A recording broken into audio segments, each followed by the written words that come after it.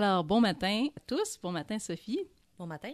Alors aujourd'hui, à Perspective Végane, je suis en compagnie de Sophie Lecomte, qui termine sa maîtrise en éthique animale sous une approche écoféministe et qui est également consultante en comportement félin pour Éduchateur. Et Sophie, aujourd'hui, je t'ai invitée parce que j'aimerais qu'on parle de la situation des animaux domestiques, de leur comportement, de la façon dont on agit avec eux.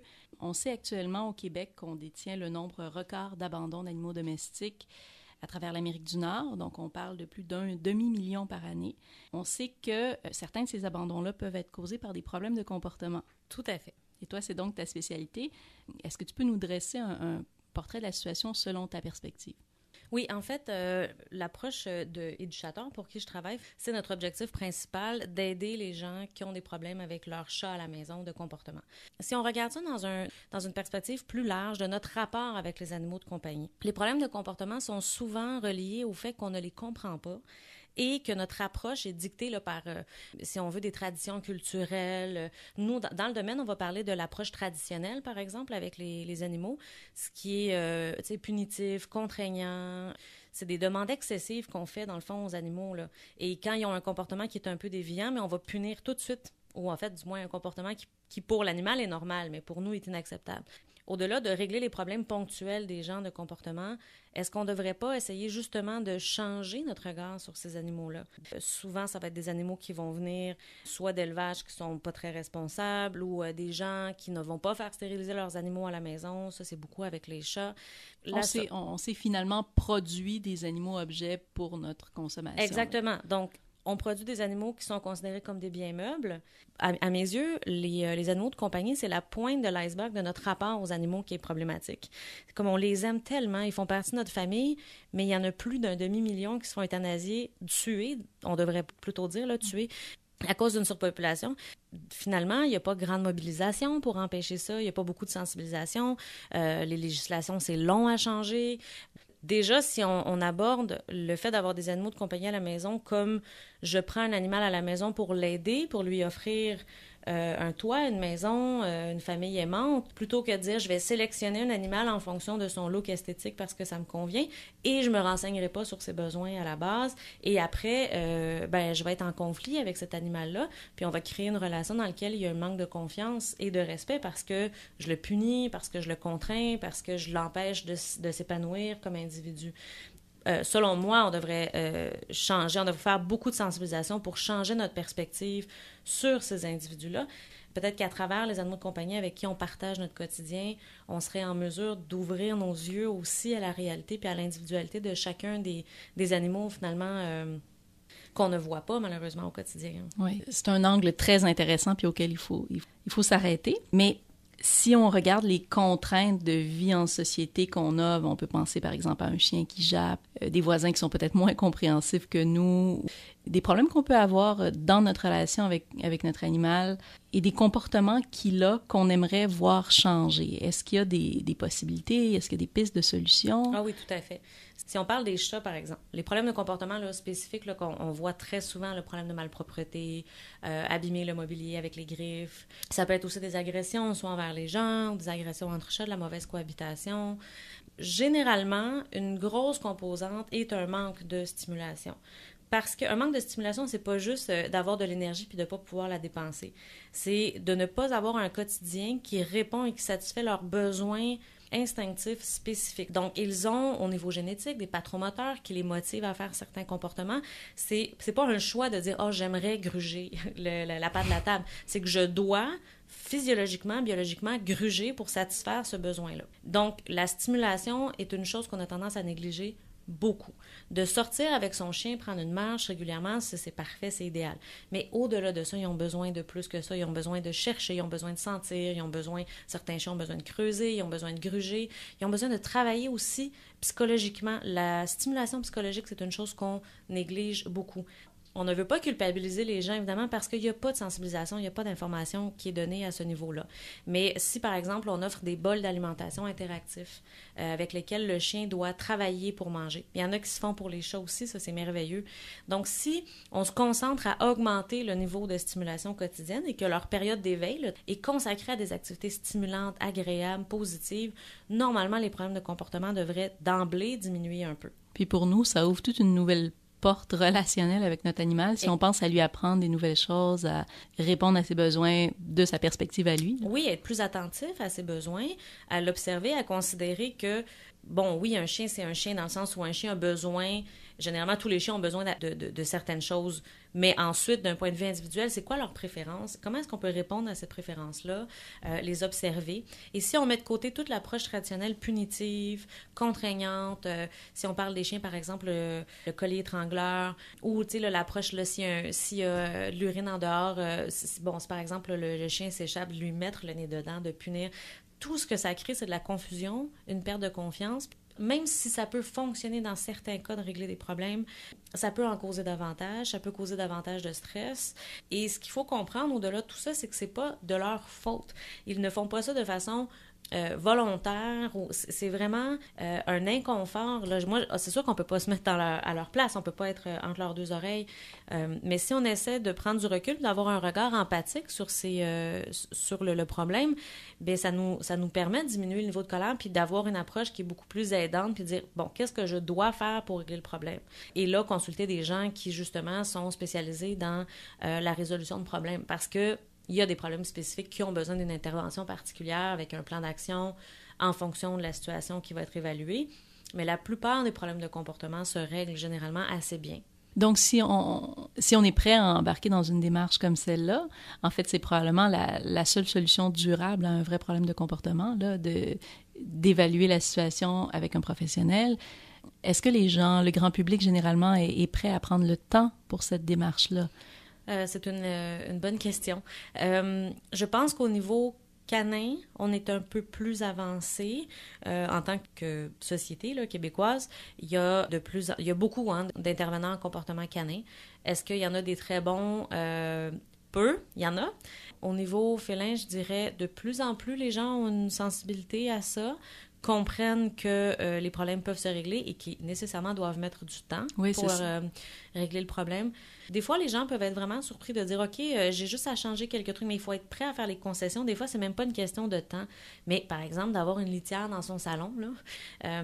Donc, notre rôle, c'est justement d'essayer de sensibiliser les gens à dire « Oui, mais votre animal a besoin de ça si vous voulez régler le problème. » Là, ça va être votre choix, c'est votre décision. Est-ce que vous voulez continuer dans cette situation-là ou est-ce qu'il y a, par exemple, des pipis en dehors de la litière sur le fauteuil ou vivre avec une litière au salon? Fait que, tranquillement, pas vite, d'amener les gens à dire « Bon, mon chat passe toute sa vie dans ma maison.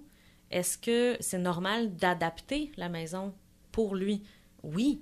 On partage la maison avec ces animaux-là. Donc, oui, rajouter des hauteurs, oui, avoir un nombre suffisant de litières, des litières adéquates, avoir des jouets accessibles, lui donner accès à de la vue à l'extérieur.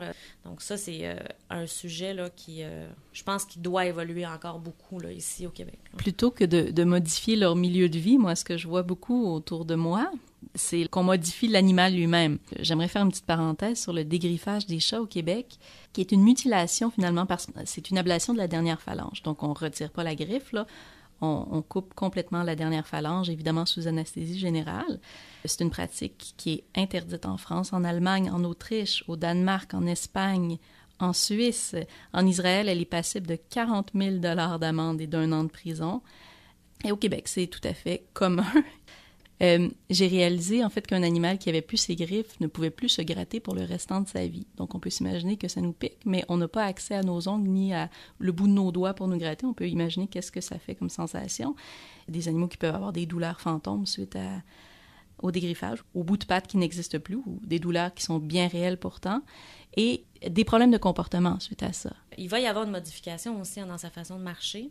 Alors, il y a une modification dans la structure musculo-squelettique qui peut déboucher sur des problèmes en vieillissant, de douleurs chroniques, de l'arthrite, des douleurs articulaires comme ça. Et de ça peut découler des problèmes de comportement. Les chats qui sont dégriffés ont tendance à mordre davantage. les raisons d'abandon des chats, généralement, c'est les morsures et non les blessures avec les griffes. Donc, un chat qui va donner des coups de patte, généralement, ne sort pas ses griffes. Une morsure est beaucoup plus grave dans les faits qu'une égratignure là, suite à un coup de patte, soit par accident ou quoi que ce soit. Donc, les gens vont évoquer comme raison d'éviter des blessures pour les enfants, les autres animaux, mais en privant le chat d'avoir ses griffes et ce moyen de défense-là, qui ne se sert pas d'emblée, là, pour qu'il se serve de ses griffes, c'est qu'il doit vraiment être dans une situation de stress là, où est-ce que sa vie est en danger. Mais si cet animal-là meurt, les conséquences sont beaucoup plus graves. Puis un animal qui meurt, culturellement, pour nous, c'est comme, généralement, systématique, l'euthanasie ou l'abandon. Alors que c'est un moyen de défense tout à fait naturel. Et une amputation de la première phalange peut emmener des douleurs qui sont persistantes.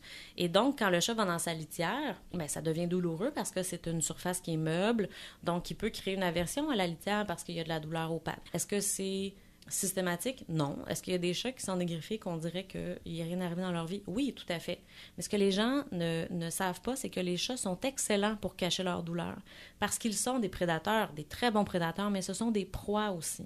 Et ce sont des animaux autosuffisants. Ils ne doivent pas... Parce qu'un chat en nature vit seul. Montrer une douleur, c'est une vulnérabilité qui mène quasiment systématiquement à sa mort. Donc, la douleur est souvent camouflée. Il y a un documentaire qui existe à ce sujet-là, qui est le Paws Project. Et c'est une vétérinaire, je pense qu'elle est en Californie, qui a commencé à voir des grands félins, soit dans les zoos où souvent c'était des félins acteurs, les animaux qu'on utilise dans les films, dans les émissions, qui sont dégriffés. Certains de ces animaux-là vivaient, là, de toute apparence, beaucoup de douleurs, beaucoup de problèmes.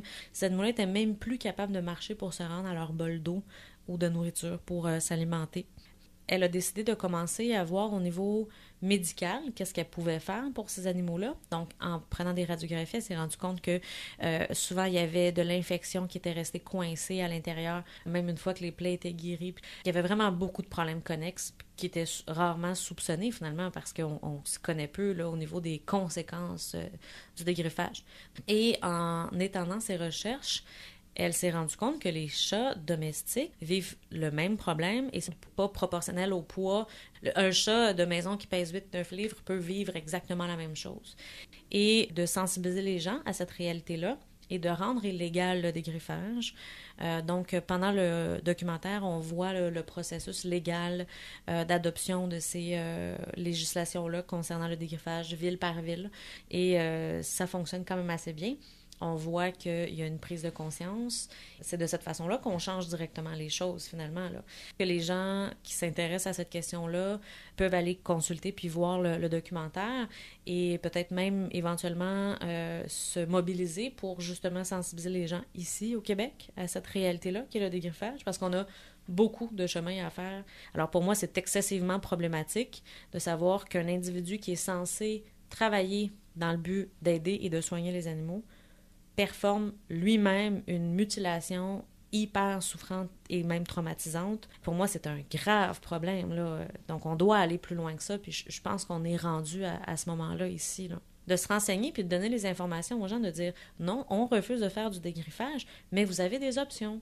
On va vous rassurer aussi, vos enfants ne sont pas en danger de mort parce que vous avez des chats avec leurs griffes à la maison. Tu sais, d'avoir un plan d'action de soutien au niveau des gens qui souhaitent faire dégriffer leurs chats. Puis vous saviez combien de fois j'ai entendu des gens dire « Je suis tellement désolée d'avoir fait dégriffer mon chat, je ne le savais pas. Mon vétérinaire ne m'a pas dit c'était quoi. » Et je connais beaucoup de personnes qui m'ont dit « Avoir su, je ne l'aurais pas fait. Avoir eu les autres options, je ne l'aurais vraiment pas fait, je le ferai plus jamais. » Donc, tu sais, ça aussi, c'est un bon indicateur là, qu'on est dû pour un changement là, dans ce sens-là. Bien, en fait, on peut s'imaginer que les gens font dégriffer leurs animaux pour deux raisons. Donc, éviter, peut-être en présence d'enfants, la possibilité que l'enfant soit griffé. Là. Donc, ce que j'entends par rapport à ça, c'est que c'est plutôt augmenter les risques de morsure, ce qui est vraiment pas une bonne idée, non, finalement, au niveau de la sécurité, oui. Puis, si on peut penser au fameux et cher mobilier à protéger, j'imagine qu'il y a d'autres alternatives. Ah, mon Dieu, oui, tout à fait. À l'intérieur d'une maison, si on ne veut pas que notre animal abîme les mobiliers, il faut simplement lui offrir des bonnes alternatives pour le faire.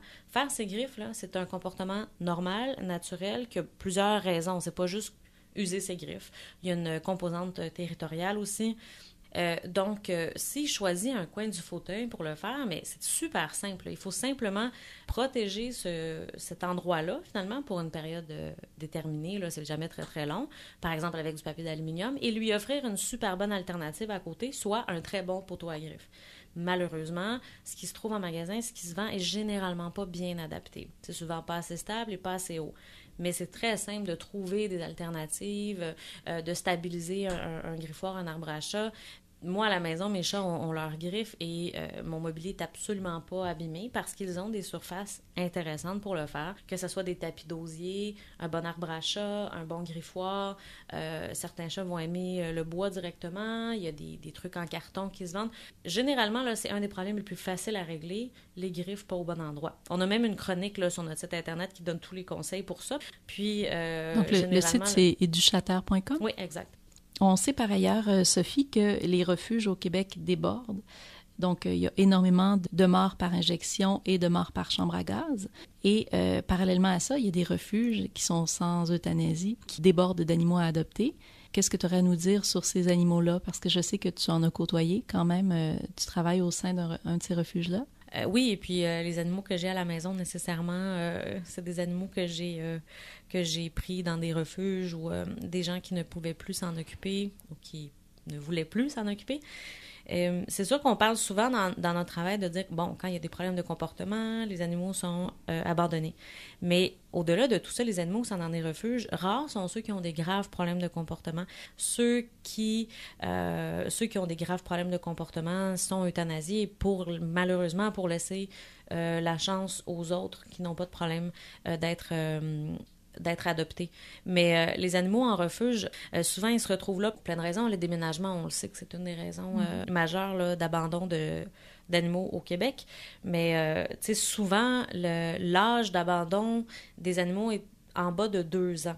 Donc, ce que ça nous indique, c'est que les gens les ont adoptés ou, disons-le, achetés, par exemple, dans les animaleries et tout ça, ou les éleveurs, jeunes, alors qu'ils sont très mignons, et parce que les enfants voulaient un animal. Et là, ben, vers l'âge d'1 an, 1 an et demi, l'adolescence de l'animal fait en sorte qu'il y a beaucoup d'énergie, sont un peu foufous, et là, les gens se découragent et abandonnent les animaux.